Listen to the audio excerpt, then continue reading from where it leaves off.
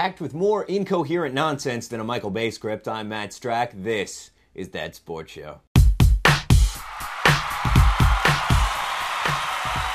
So it was just another average weekend around the TSS offices. Because we pay our writing staff with those little styrofoam packing peanuts, you can usually find one or two of them in on their off time. It's either AA meetings for the free coffee or here where they can harass interns and update their resumes. So there were a couple of bodies floating around last Sunday when someone suggested that we break from the POG tournament that we'd planned to maybe check out the mixed martial arts pay-per-view event that was happening that evening. It was UFC 100, which was going down in Las Vegas.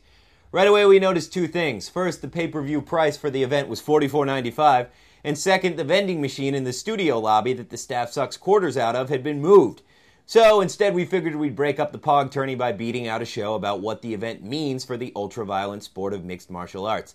Now for those of you who haven't soaked in MMA's blood-spattered brand of entertainment yet, it's the combat sport that seems to be everywhere right now, where athletes are allowed to combine a variety of fighting styles in a no-holds-barred sort of competition. It was just a short decade ago that MMA was banned most everywhere, and the UFC, the sports powerhouse promoter, was broke. And back then it deserved it, but now the sport is night and day different. It's changed from horrible spectacle to actual sport. Bud Light and Harley Davidson buy advertising, and UFC pay-per-view events regularly outsell boxing by big margins. MMA's critics usually make the same arguments. They'll claim that the no-rules style of fighting is a far cry from the artistry of traditional pugilism. Or they'll say that MMA needs to be lumped in with violent video games as a sure sign that the society is coming apart at the seams. But despite how fervently bearded cycling enthusiasts and grizzled sports columnists make these arguments, they don't actually hold much water, especially not these days. The fact is that boxing's been in decline for a while now. Greedy managers and fractured promotions took one of the most fun sports events and tore the heart out of it. The UFC, on the other hand, has become well-run, if slightly monopolistic, and it's led by a volatile and charismatic Dana White. White and his casino-owning pals bought the UFC in 2001 when it was on the skids after John McCain's Straight Talk Express had labeled it human cockfighting and crusaded to have it banned across the country. White and his friends turned MMA from the bastard child of bar fighting and Van Damme movies into a sport that attracts some of the world's most well-trained athletes.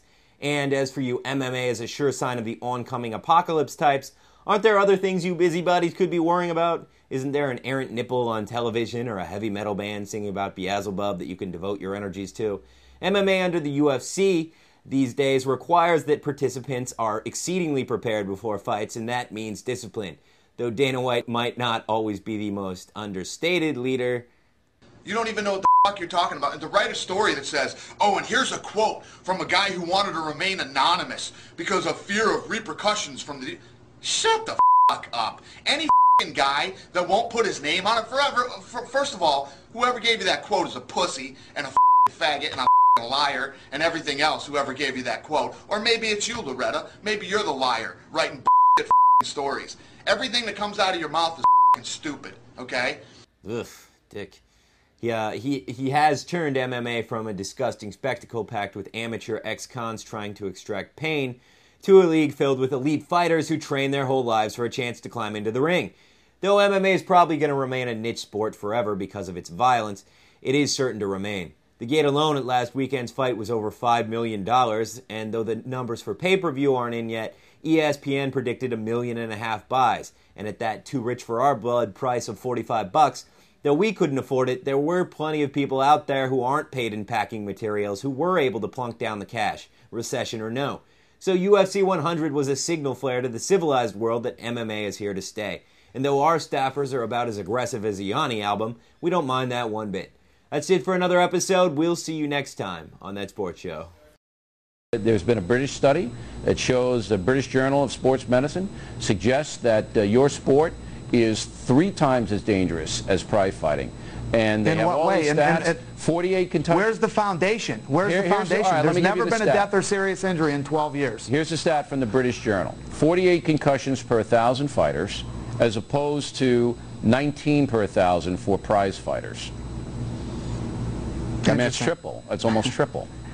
Well, I can tell you there's never been a death or serious injury in the 12-year history. Am I sitting here telling you that this is a safe sport? There's obviously risks every time two athletes get in a combat situation, but There's tons of injuries in football. I know more people injured playing high school football than I do injured in fighting.